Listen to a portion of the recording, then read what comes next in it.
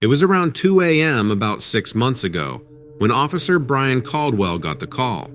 Dispatch had reported a series of unusual disturbances in the rural outskirts of Asheville, North Carolina. Loud noises, strange lights in the woods, and some livestock gone missing. Nothing about it screamed emergency, but he was the only officer on duty in the area, so it fell to him. Brian didn't mind these runs. Asheville's city limits could get rowdy, but out here, it was mostly farm disputes or the occasional reckless driver. He figured this call would end with him reassuring some spooked homeowner and maybe finding a coyote track or two. The house was a small, weathered farmhouse nestled at the end of a dirt road. The porch light was on, and a middle-aged man stood waiting, his arms crossed tightly. A woman, probably his wife, peeked out from behind the door, her face pale and drawn. "Evening," Brian said as he stepped out of his cruiser. "You're the one who called?" "Yeah," the man said, his voice low and tense. "I don't know how to explain it, officer. Something's been out here for the past couple nights. It's scaring the animals and, I don't know, it just ain't right." Brian nodded, keeping his tone calm. "What kind of something are we talking about? A coyote? A bear?" The man shook his head. "Not like that. It's bigger, and it doesn't move like any animal I've ever seen." Brian felt himself get a bit nervous at the tone of the man's voice, but he kept his expression neutral. "All right, show me where you've been seeing it." The man led Brian around the side of the house toward a field bordered by dense woods. The moon was bright, casting enough light for Brian to see the flattened patches of grass near the tree line. A wire fence had been knocked down, and the ground was churned up with hoof prints from panicked cattle. "Look there," the man said, pointing toward the fence. "It comes from the woods, always from the woods." Brian crouched by the fence, scanning the area with his flashlight. He spotted claw marks on the wooden posts, long, deep gouges. Not a coyote, too big for a bear even. "You mentioned lights?" he asked, standing. The man nodded. "Yeah, not every time, but last night we saw this glow, like bluish white. It came from the trees, but when I went out with my shotgun, it was gone. No sound, nothing." Brian frowned. It didn't make sense, but people out here were prone to wild stories when they were scared. He nodded toward his patrol car. "I'll stick around for a while. Keep an eye on things. If it's an animal, it'll probably move on." The man looked relieved. "Appreciate it, officer." Brian parked his cruiser at the edge of the field, close enough to see the house, but far enough to give him a clear view of the woods. He kept the engine off. The windows cracked just enough to hear the night sounds. Crickets chirped. The occasional rustle of leaves carried on the breeze. An hour passed, then two. Brian was starting to think the whole thing was just a combination of overactive imaginations and maybe a raccoon with a flair for drama. He yawned, leaning back in his seat, when the cruiser's radio crackled. Static, sharp and loud, made him jolt upright. "Dispatch, come again," he said into his mic, but there was no response, just static. Then the crickets stopped. The silence hit him like a wall, sudden and absolute. Brian's hand went to his holstered sidearm as he scanned the field. The farmhouse was dark now, the porch light extinguished. He checked his watch. 4:13 a.m. A low vibrating hum filled the air, making the cruiser's windows rattle slightly. Brian's heart started to race. The hum wasn't coming from the engine. It was coming from outside, from the woods. He stepped out of the car, flashlight in one hand, the other resting on the grip of his weapon. The hum grew louder, and Brian spotted a faint blue glow emanating from the trees. It pulsed rhythmically, almost like it was alive. "Police!" he called out, his voice firm. "If anyone's out there, show yourself." No response, just the glow, growing brighter. Brian moved cautiously toward the tree line, the beam of his flashlight cutting through the dark. The hum grew deeper, vibrating in his chest. He stopped at the edge of the woods, his instincts screaming at him to turn back. Something moved in the glow. A shape, tall and angular, stepped out from behind the trees. Brian's brain struggled to process what he was seeing. It was humanoid, but impossibly thin. with limbs that bent in unnatural ways. Its eyes, large, reflective, and empty, locked onto him, freezing him in place. "Stop!" Brian shouted, drawing his weapon. "Don't come any closer." The thing didn't stop. It moved toward him with an eerie gliding motion, the glow intensifying around it. Brian fired once, twice, but the shots seemed to pass through it like smoke. He stumbled back, his flashlight dropping to the ground. The hum became deafening, and the blue light engulfed everything. Brian fell to his knees, shielding his face as the creature loomed over him. Then, just as suddenly as it began, the light vanished. The hum stopped. The woods were dark and silent again. When Brian opened his eyes, he was alone. The farmhouse was dark, the field empty. He staggered back to his cruiser, his legs trembling, and got out of there. The next day, he went back to check on everything but the farmer and his wife were gone. The house was abandoned, their belongings left behind like they'd vanished in a hurry. Brian didn't file a full report. He didn't tell anyone what he'd seen, just logged it as a standard disturbance call. But every time he drove past that stretch of road, he felt the hum in his chest, faint but unmistakable, as if the creature in the woods was still watching, waiting for someone else to come too close.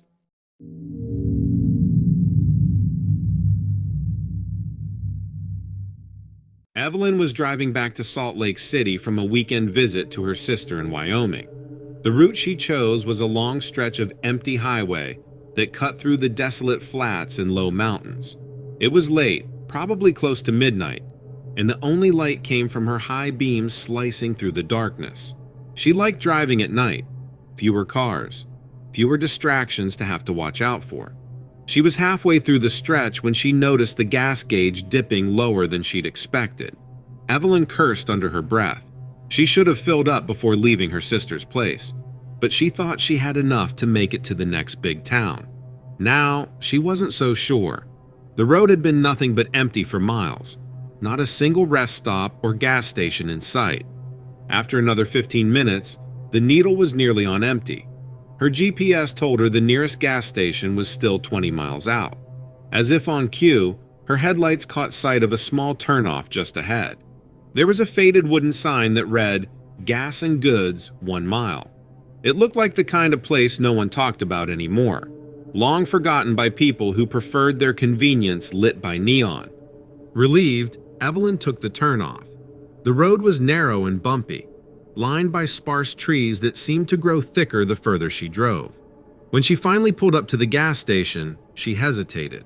The place looked abandoned, run-down pumps, a sagging roof, and a single dim bulb glowing above the door. But she could see a faint light inside, a flicker like an old TV playing in the corner. She parked next to the pumps and got out. The cold hit her immediately, sharper than it had felt on the highway. As she approached the door, she glanced toward the woods that hugged the property. The trees were tall and gnarled, their branches clawing at the night sky. She couldn't see much beyond them, just endless darkness. The bell above the door jingled as she stepped inside. The air was stale, carrying the faint smell of old oil and dust. Behind the counter sat a man, probably in his late 50s, with thinning hair and a worn-out flannel shirt. He didn't look up, just kept staring at a small TV propped up next to the register. The screen flickered with static. "Evening," Evelyn said, her voice a little too loud in the stillness.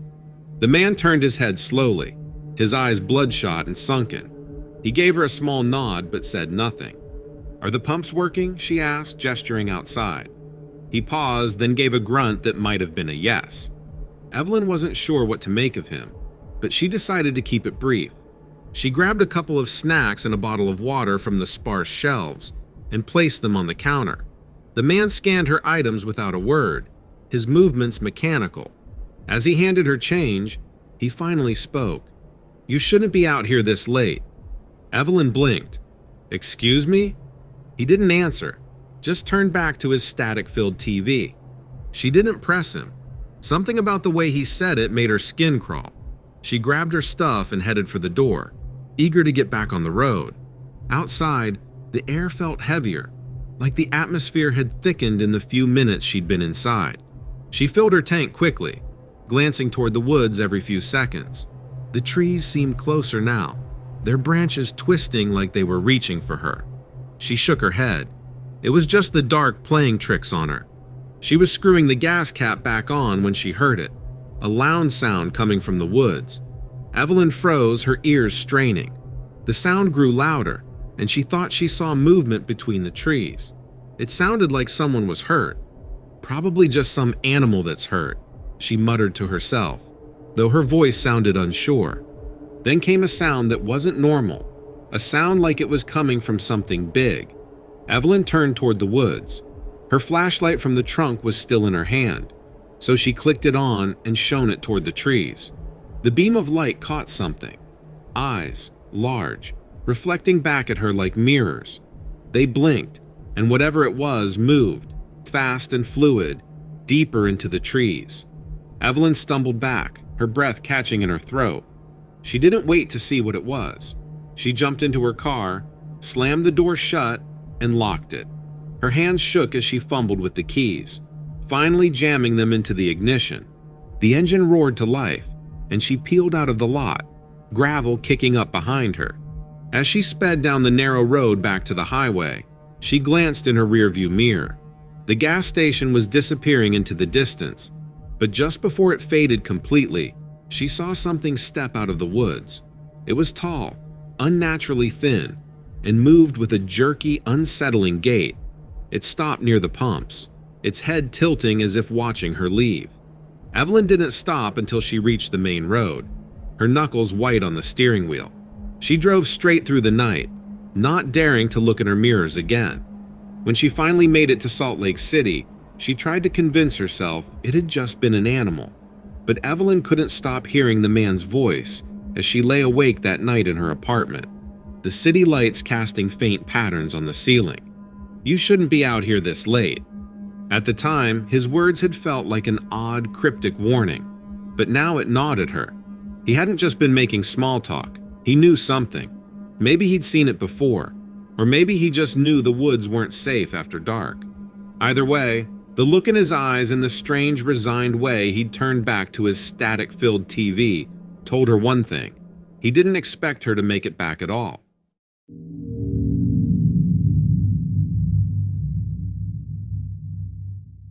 Lenny had been ice fishing for years. Every winter, he'd pack up his gear and drive out to Mille Lacs Lake in Minnesota, where he'd rent one of those little ice houses, drill a couple of holes, and settle in for hours of peace and quiet. It wasn't about the fish, really. It was about being alone out there, just him and the frozen world around him. That day, he got to the lake early, rented his usual ice house from the bait shop, and trudged out to his spot. The guy running the shop warned him the ice had been cracking more than usual this year, but Lenny brushed it off. The lake was frozen solid. He'd seen trucks out there earlier in the week. Besides, he was stubborn and knew he wasn't some rookie who didn't know how to handle himself. By mid-afternoon, the fishing was slow. Lenny had caught one walleye and a couple of small perch, but nothing worth bragging about. He leaned back in his chair, sipping coffee from his thermos, and let his mind wander. The ice creaked beneath him occasionally, but that was normal. Ice always made noise as it expanded and contracted. Then he heard something that wasn't normal. A deep, low groan, almost like a moan, came from under the ice. It wasn't the sharp crack of shifting ice plates. This sounded alive. Lenny froze, his coffee halfway to his mouth. He glanced at the holes he'd drilled, watching the water ripple slightly. "Probably just the wind," he muttered to himself. But even as he said it, he didn't believe it. The wind wasn't blowing that hard, and this sound seemed to come from directly below him. He stood up and walked to the edge of the ice house, peering out through the small window. The lake stretched out endlessly in every direction, the surface smooth and untouched, except for the occasional cluster of other ice houses. Nothing looked out of place, but when he turned back to his fishing holes, the water in them was perfectly still. Lenny leaned down, his face close to one of the holes, and stared into the dark water below. He thought he saw something move, just a shadow, deep under the ice. "Fish," he said out loud, trying to calm himself. Big one, that's all. He sat back down and picked up his rod, trying to shake the unease creeping up his spine. The groaning sound came again, louder this time. Lenny's grip on the rod tightened. The sound seemed to vibrate through the ice, traveling up through his boots and into his bones. Then the floor of the ice house jolted, as if something had slammed into the underside of the ice. His coffee tipped over, spilling onto the floor. Lenny jumped up, his heart racing. What the hell was that? He stepped outside, looking down at the ice. There were cracks radiating out from beneath his ice house, spiderwebbing across the surface. Lenny swallowed hard. The ice was supposed to be thick this time of year, at least 2 feet, but the cracks made him nervous. As he stood there staring, he saw something move under the ice, a dark shape, big and fast. It darted past the cracks and disappeared into the depths. Lenny felt his stomach drop. It wasn't a fish. Whatever it was too large and moved too deliberately. "Okay, time to pack up," he muttered, heading back inside. He grabbed his gear and started shoving it into his bag, his movements quick and jerky. He kept glancing at the holes in the ice, half expecting something to reach up out of the water.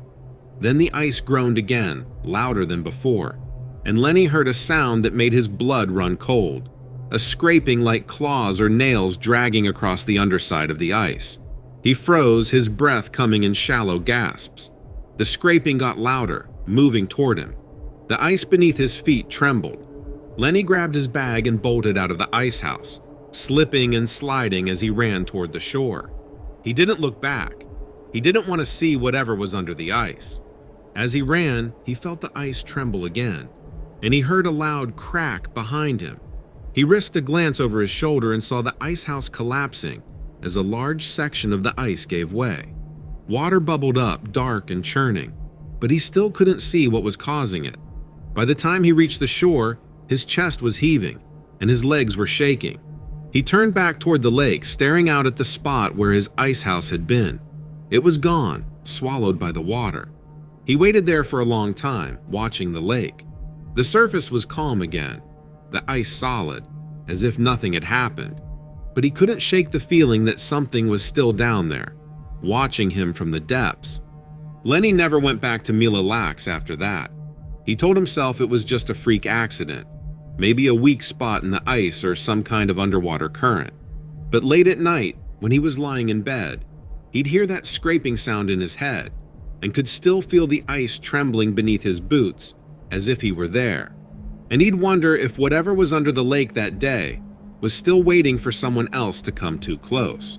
But then he pushed the thoughts out of his mind and moved on. To this day, he hasn't really dealt with it. What do you think he should do?